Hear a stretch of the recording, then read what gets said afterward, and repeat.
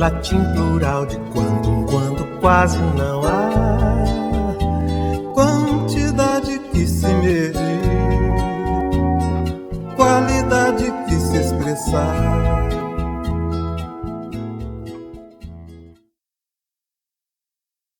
Bom, então, se eu entendi bem, a primeira pergunta que me foi formulada, ela dizia respeito às relações que existem entre a psicanálise e as neurociências. Que existiria um debate em relação a essa relação e que tipo de orientação que a gente pode ter em relação a esse debate. Bom, em princípio seria importante definir o que a gente pode entender como sendo o debate da psicanálise e a neurociência,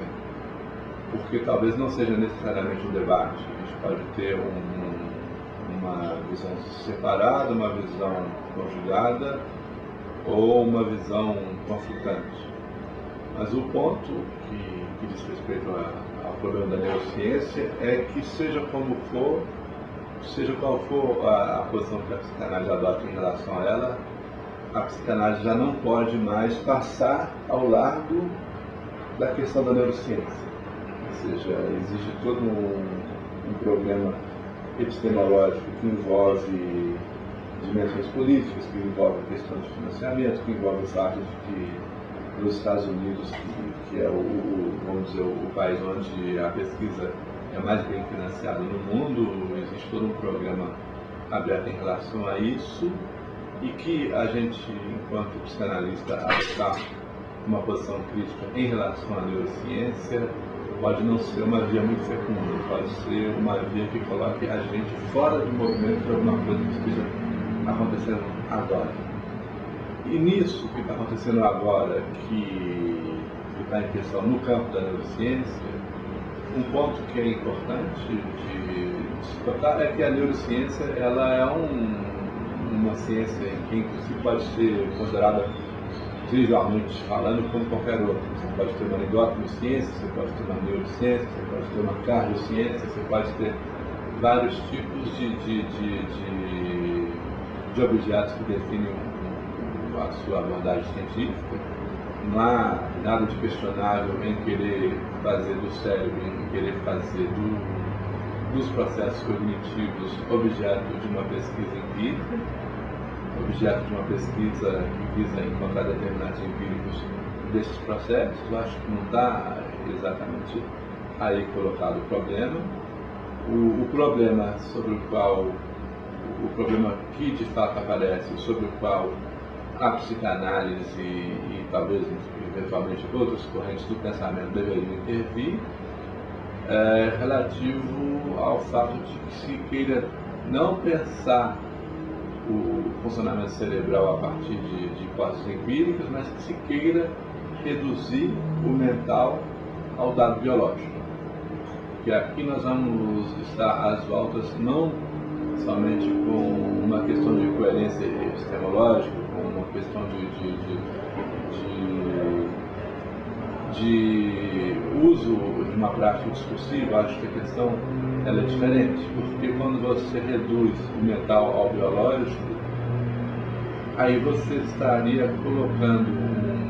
uma dimensão com a qual a psicanálise não pode negociar. O ponto crítico, né, que os processos mentais possam ser pensados do ponto de vista de uma ciência do biológico, mas que se você reduz o mental ao biológico, você cria um ponto com o qual a psicanálise não pode negociar, que é o fato de que se o sujeito for pensado como uma somatória de processos biológicos, a gente esvazia por completo a dimensão ética da responsabilidade subjetiva, a gente esvazia por completo a dimensão ética da decisão, da qual a gente não pode abrir mão no processo psicanalítico. Ou seja, se do ponto de vista da neurociência um esquizofrênico pode ser pensado como vítima de uma alteração do seu funcionamento cerebral, o problema que se coloca para a psicanálise é que não existe psicanálise da vítima, não existe como abordar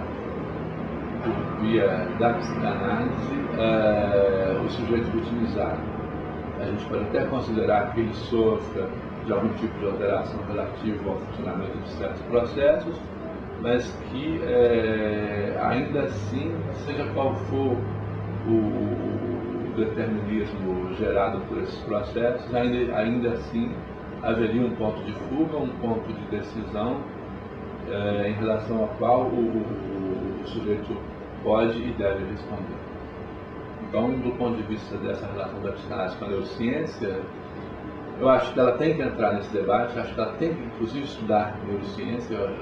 claro que dentro do alcance que a gente pode ter.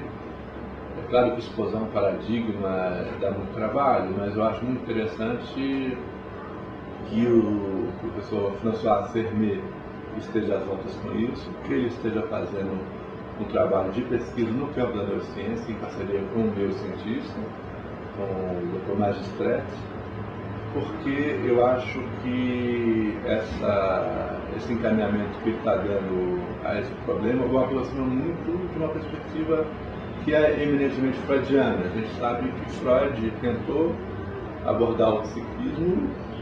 no nível de um fiscalismo da mente, que ele foi, vamos dizer assim, formado justamente nas universidades, na Faculdade de Medicina de Viena, em que o que estava em questão era justamente uma abordagem fisicalista da mente, mas que nesse próprio encaminhamento, pelo simples fato de que ele, diante de uma certa insuficiência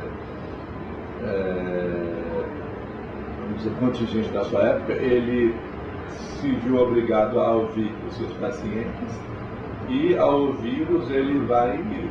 se haver justamente com a necessidade irredutível de deixar de considerar o paciente como simples objeto de um determinismo empírico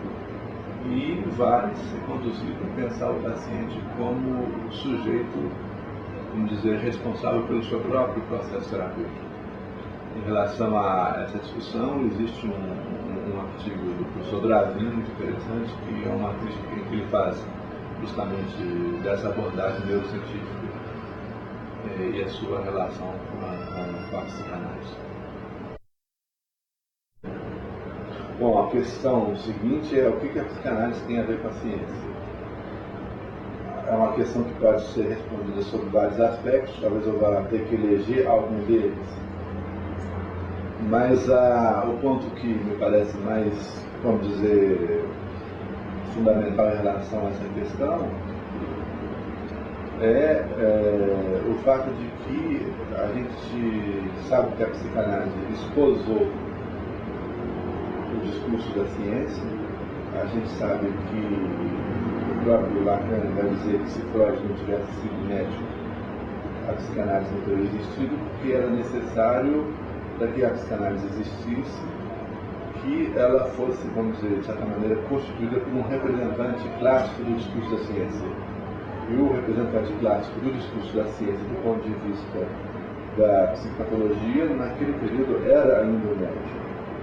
Eu acho que esse ponto é interessante, que marca a diferença, por exemplo, de Freud com um filósofo, como é o caso de Jaspers, que tentou justamente relativizar essa posição científica, trazendo o problema do sofrimento mental para o campo daquilo que a gente chama de uma ciência do espírito, de uma Geisteswissenschaft, de uma ciência, vamos dizer, comprometida com a abordagem hermenêutica, com uma ciência ligada à ideia de motivação, de motivo, de compreensão. E a gente sabe muito claramente que Freud tinha todos os motivos para ter esposado essa orientação. Era vamos dizer que na segunda metade do século XIX, era o que estava em voga, era o que de fato constituía um certo mainstream do pensamento. E se ele recusou essa perspectiva de pensar o psíquico pela via da compreensão do motivo, a gente pode elencar vários motivos para ele não ter explorado essa orientação. Um deles é o que a gente chamaria de motivo histórico, ou seja, Freud teria sido educado pelos grandes fisicalistas alemães, austríacos daquele período. Ele teria, de certa maneira, por contingência histórica, adotado uma certa orientação que era uma orientação de recusa com a psicologia hermenêutica. Eu acho que esse dado histórico ele pode até nos instruir, mas ele tem um problema porque ele trivializa a questão da posição freudiana. Como se ele pudesse dizer que se ele não tivesse sido influenciado por tais pessoas, a psicanálise teria tido um destino diferente, não foi exatamente eficaz. O que acontece é que Freud se viu obrigado a adotar aquilo que era trazido pelo discurso da ciência por uma relação orgânica que a psicanálise tinha com esse discurso, não por uma contingência histórica.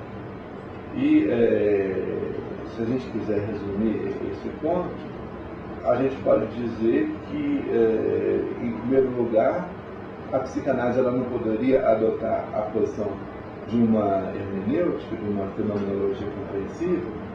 porque o que está na base de uma fenomenologia compreensiva é justamente aquilo que a gente coloca no nível metodológico como sendo a relação de empatia em que o terapeuta deve se colocar no lugar do paciente. Ou seja, essa especularidade imaginária, a psicanálise ela jamais poderia se construir numa relação de especularidade imaginária do médico ou do terapeuta em relação ao seu paciente. É necessário que ela rompa com essa especularidade imaginária pelo simples motivo de que uma das coisas que vai aparecer da Freud com maior evidência é o fato de que o sofrimento psíquico ele está justamente relacionado com o fato de que o sujeito está às voltas com uma exigência funcional ou uma representação funcional com alguma questão dessa natureza que não é compatível com a sua imagem, com a sua constituição imaginária. Ou seja, aquilo que a gente chama de ego, de eu, é justamente a dimensão imaginária que nos constitui e que nos coloca em cena justamente nesse nível especular. E Freud vai notar que o que fazia o paciente sofrer era justamente não tolerar um tipo de exigência personal ou de desejo que fosse incompatível com essa imagem, com essa dimensão imaginária. E ele vai encontrar no discurso da ciência justamente a possibilidade de se haver com um dispositivo epistemológico que não cedesse a essas exigências do imaginário.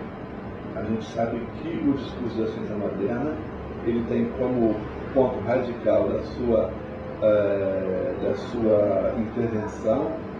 uma ruptura, um rompimento absoluto com as exigências imaginárias do eu. Nesse sentido, a gente pode dizer que Freud vai encontrar no discurso da ciência essa possibilidade de que uma fenomenologia compreensiva não nos autorizaria a ter. Então, um dos aspectos que a gente pode colocar em relação no que diz respeito à relação orgânica e não histórica entre a psicanálise e o discurso da ciência seria justamente esse fato de que o imaginário, o sujeito enquanto cativo do imaginário, é justamente uma representação do sujeito com a qual a psicanálise teve e tem que romper. Bom, a terceira questão, ciência e delírio, o título do relatório, do qual eu participo, questão que se coloca se a ciência pode ela se tornar um delírio. De novo, é uma questão que ela é, vamos dizer, tridimensional, ela pode ser abordada de vários ângulos, a gente tem que eleger um ângulo para abordar essa questão. E do ponto de vista, vamos dizer, do que se sucede, a gente pode pensar que, num certo momento, a ciência foi para a psicanálise justamente a possibilidade de não ser um delírio, a possibilidade de escapar do delírio. Porque o delírio em relação ao qual a psicanálise delírio ao qual a psicanálise estava exposta, em relação ao qual a sua ligação com o discurso da ciência foi fundamental, para que a gente não, de fato, delirasse, é o delírio imaginário da produção do sentido. Nós temos toda uma discussão em relação àquilo que Lacan vai chamar de categoria cognitiva do conhecimento, e ele vai ser muito explícito dizendo que o conhecimento é uma atividade eminentemente paranoica. Ele vai dizer que o conhecimento ele é essencialmente paranoico, porque justamente o conhecimento é uma atividade cognitiva que é muito determinada no campo especulado e imaginário, de um certo transitivismo. Tem toda uma discussão que Foucault esclarece no terceiro capítulo de As Palavras e as Coisas, em que ele vai falar da prosa do mundo. Ele mostra como é que todo conhecimento era calcado em eixos de similitude, em eixos de similitudes que são justamente eixos imaginários de sentido, aqueles eixos que colocam o céu em relação à terra, que colocam as pedras em relação às estrelas, que faz com que se prescrevesse nozes para tratar de dor de cabeça pela similitude do cérebro com aquele formato. E se a gente lê um delírio bastante interessante, que é o conhecido livro de Fliers, em que ele associa justamente a mucosa nasal com a mucosa vaginal, a gente vai ver, do mesmo modo, uma relação de similitude que se dá nesse nível de uma especularidade, de um pensamento calcado nesse eixo. E o problema do eixo imaginário, que a gente sabe, é que o imaginário ele é uma expansão desenfreada. O imaginário ele se dá numa expansão que não conhece limites. Um sintoma disso é a vastíssima erudição de Jung. Ou seja, tem razão para dizer que a erudição de Jung ela era, de certa maneira, sintoma da sua debilidade mental, sintoma da sua incapacidade de eleger o alvo do seu objeto discursivo. Por quê? Porque o imaginário, a expansão imaginária, ela, de certa maneira, está sempre aberta à possibilidade de incluir outro elemento no nível da similitude, que o resultado é aquilo que faz com que a gente vá dizer que o ceticismo é a verdade do conhecimento. Ou seja, o ceticismo vai mostrar que toda essa riqueza do imaginário ela é uma riqueza carente de evidência, ela é uma riqueza carente de fundamentação. E é em relação a isso que a ciência vai, de certa maneira, regular a expansão imaginária do conhecimento. E se a gente pegar a relação de Freud com Frias, a gente vai ver muito claramente que Freud não tinha nenhum outro interlocutor na época, ele tinha que escrever com Frias, mas a passagem que a gente vai ver do sonho da injeção de Irma ao que vai se construir depois como o caso de Emma está no projeto de psicologia científica, é Freud se havendo, vamos dizer, para as consequências dessa expansão imaginária desenfreada que levou a que Emma Eckstein fosse operada por uma razão absolutamente delirante de Frias, e ele, ao se dar conta disso, logo em sequência a isso, ele vai produzir febrilmente o projeto, que é justamente uma tentativa de pensar o funcionamento psíquico numa perspectiva absolutamente distanciada dessa relação imaginária do conhecimento. Eu acho que tem uma característica muito interessante de dizer que, nessa perspectiva, a ciência serviu da psicanálise como uma certa possibilidade de não se deixar levar nessa expansão imaginária desenfreada. Agora, no que diz respeito à situação hoje, a gente sabe que o que a gente chama de científico é uma coisa muito menos determinada do que era o ideal de ciência católica. O nosso colega Gilson Yanini fez uma diferença muito interessante entre o discurso da ciência e referência à ciência moderna, que vai mostrar que quando a gente vai saber que o termo discurso da ciência, o caráter ideológico e político se coloca muito mais. E se a gente pensar que o delírio ele tem alguma coisa da ordem de um transbordamento, a gente pode dizer que existe um transbordamento do paradigma científico. E uma das características desse transbordamento é dizer que só é pensável um objeto no nível,